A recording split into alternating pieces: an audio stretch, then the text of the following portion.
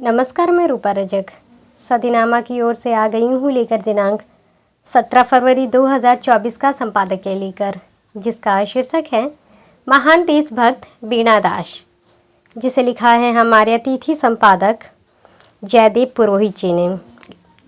लेखक और पर सक्रिय भूवि विज्ञानी हैं। बात करते हैं आज महान देशभक्त वीणा दास की। ये वही वीणा दास थी जिन्होंने बंगाल के गवर्नर जैक्सन पर गोली चलाई थी, जो बहुत घटिया ब्रिटिश अधिकारी था। जानते हैं संबंध में आगे क्या कहते हैं हमारे संपादक महोदय। 1986 में दिसंबर के महीने में ऋषिकेश में एक खाई से एक अज्ञात शव मिला, जो पूरी तरह सड़ चुका था। काफी पता करने पर पता चला कि वो एक महान देशभक्त वीणा दास जी का था, जो कलकत्ता विश्वविद्यालय की छात्रा थी।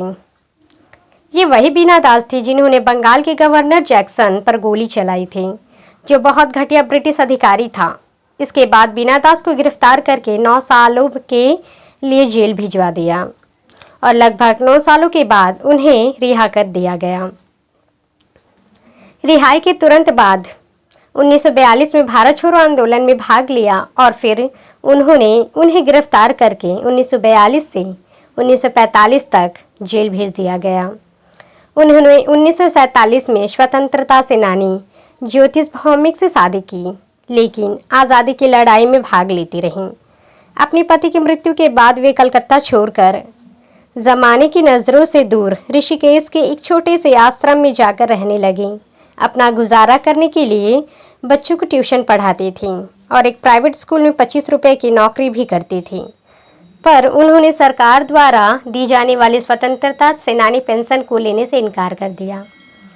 हम लोगों को शर्म आनी चाहिए कि देश के लिए खुद को समर्पित कर देने वाली इस वीरांगना का अंत बहुत ही दुखदायक हुआ।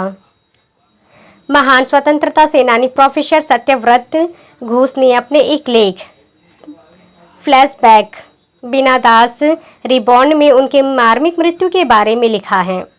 उन्होंने कहा, उन्होंने सड़क के किनारे अपना जीवन समाप्त किया।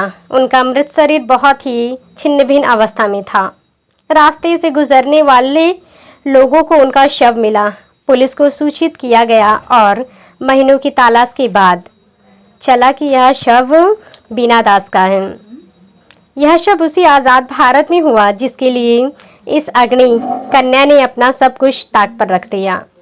देश को इस मार्मिक कहानी को याद करते हुए देर से ही सही, लेकिन अपने इस महान स्वतंत्रता सेनानी को सलाम करना चाहिए। तो ये था दोस्तों हमारा आज का संपादकीय। कल फिर लौटेंगे एक नए विषय, एक नए संपादकीय के साथ। तब तक के लिए नमस्कार।